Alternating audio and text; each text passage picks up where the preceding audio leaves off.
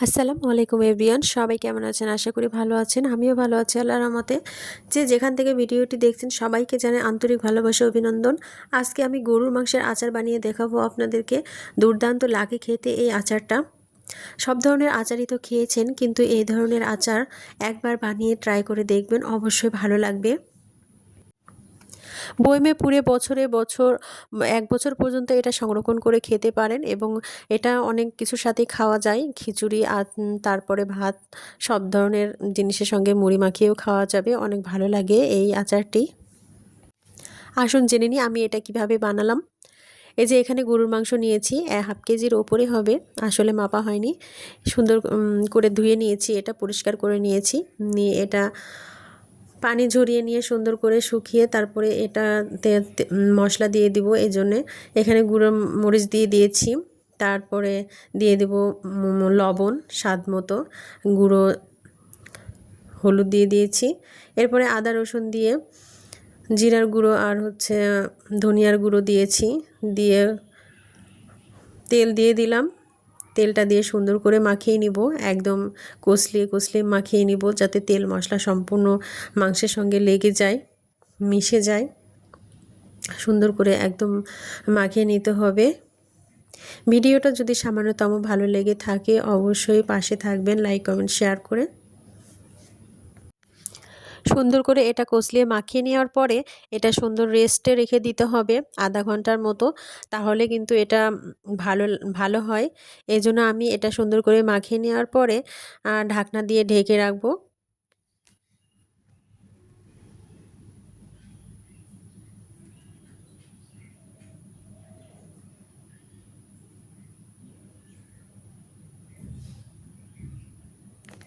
এই যে ঢাকনা দিয়ে ঢেকে রাখছি। এরপরে আমি এখানে চুলার উপরে প্যান নিয়েছি, প্যানে আমি সুন্দর সাদা তেল দিয়ে দিলাম।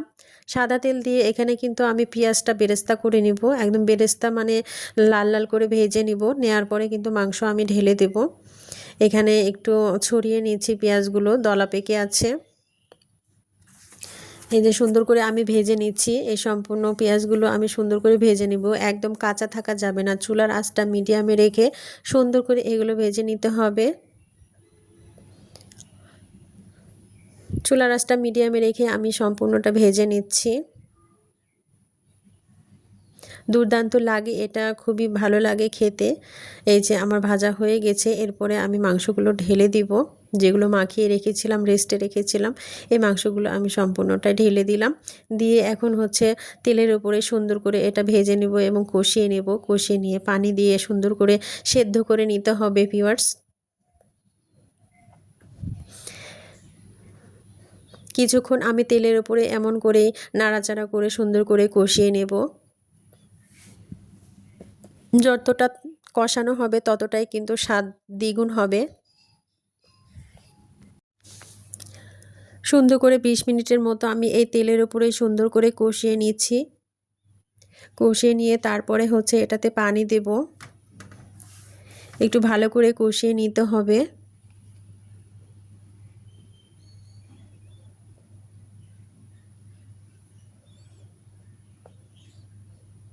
এরপরে আমি পানি দিয়ে দিলাম। পানি দিয়ে পর্যাপ্ত পরিমাণে সেদ্ধ করে নিতে হবে। একটু নাড়াচাড়া করে দিলাম। নাড়াচাড়া করে দেওয়ার পরে ঢাকনা দিয়ে ঢেকে দেব। এরপরে দারুচিনি, এলাচ, কালো এলাচ, সাদা এলাচ দিয়ে দিব। ঢাকনাটা একটু উঠাবো, উঠিয়ে সুন্দর এগুলো মশলাটা দিয়ে দিলাম। দিয়ে আবার ঢাকনা দিয়ে ঢেকে দেব।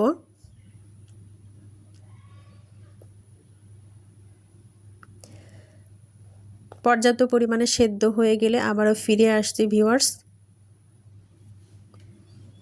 আমার সুন্দর একটা সেদ্ধ হয়ে গিয়েছে, পানি শুকিয়ে গেছে। এতে নাড়াচাড়া করে নিয়ে যতটুকু পানি আছে সম্পূর্ণটাই শুকিয়ে নিব। একদম শুকিয়ে নিতে হবে পানিগুলো, মশলা যেন মাংসের গায়ে লেগে থাকে সেরকম করে শুকিয়ে নিতে হবে ভিউয়ার্স। এই যে আমার এগুলো শুকিয়ে নেওয়া হয়ে গেছে পানিগুলো। এই যে অনেক সুন্দর একটা কালার চলে আসছে। এখন আমি আরেকটা প্যানে সরিষার তেল দিয়ে দিব। দিয়ে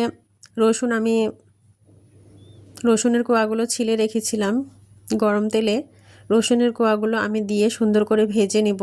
এরপরে মাংসগুলোও ঢেলে দেব।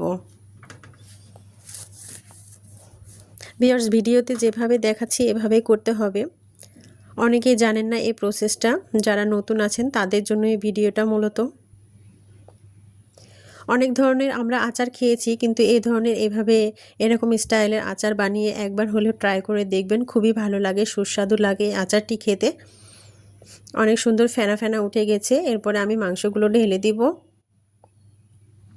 সম্পূর্ণ মাংসগুলো ঢেলে দিচ্ছি, দিয়ে সুন্দর করে ভেজে নিব। এগুলো আবারও কালো কালো করে ভেজে নিতে হবে।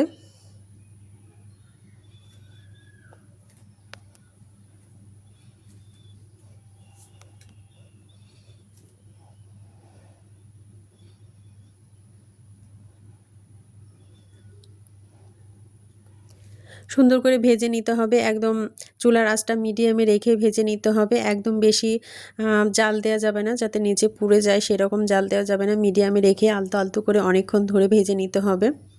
ভিউয়ার্স, আমার এই মাংসের কালারটা অনেক সুন্দর, একটা কালো কালো ভাব চলে এসেছে, অলরেডি হয়ে গিয়েছে। এগুলো সুন্দর করে আমি পেরে নিব। এখানে আরেকটা কাজ আছে। আমি এখানে মাটির পাত্র নিয়েছি, নিয়ে এখানে ধনিয়ার জিরা আর মহুরি, এগুলো শুকনা মরিচ একটু ভেজে নিব, নিয়ে এটা গুঁড়ো করে নিব। এই জন্য সুন্দর করে ভেজে নিব।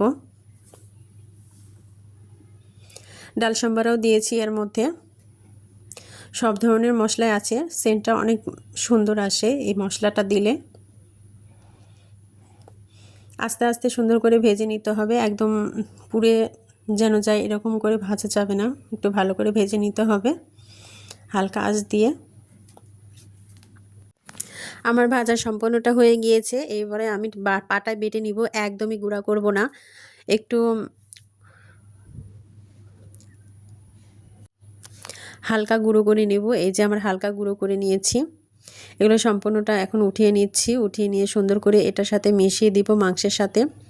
কালারটা অনেক সুন্দর লাগে এবং দেখতেও ভালো লাগে, খেতেও কিন্তু অসাধারণ লাগে। এই যে আমি সুন্দর করে এটা মিশিয়ে নিচ্ছি।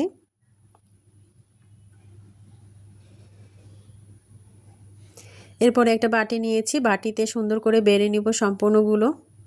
ভিউয়ার্স, যদি ভালো লেগে থাকে ভিডিওটি অবশ্যই লাইক কমেন্ট শেয়ার করে পাশেই থাকবেন। নিত্য নতুন ভিডিও পাওয়ার জন্য অবশ্যই নোটিফিকেশন অল করে রাখবেন। এই যে সম্পূর্ণটা বেড়ে নিচ্ছি। আমার আচারের কালারটা অনেক সুন্দর এসেছে।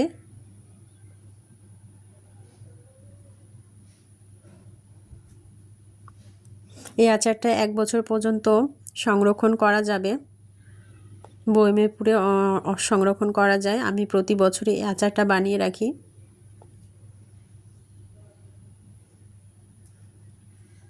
খিচুড়ির সাথে, ভাতের সাথে এবং মুড়ির সাথে কিন্তু অসাধারণ লাগে এই আচারটা খেতে।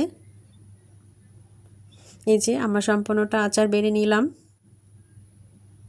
দেখুন ভিউয়ার্স, অনেক সুন্দর একটা কালার চলে এসেছে।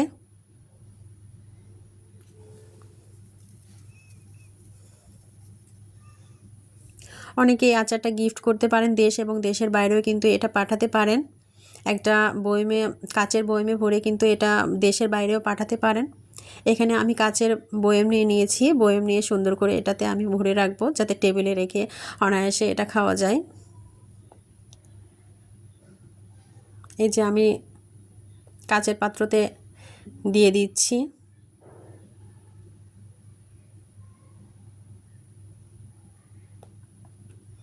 সুন্দর করে আস্তে আস্তে এগুলো দিয়ে দিব, দিয়ে সুন্দর করে এটা ভর্তি করে রেখে দেব।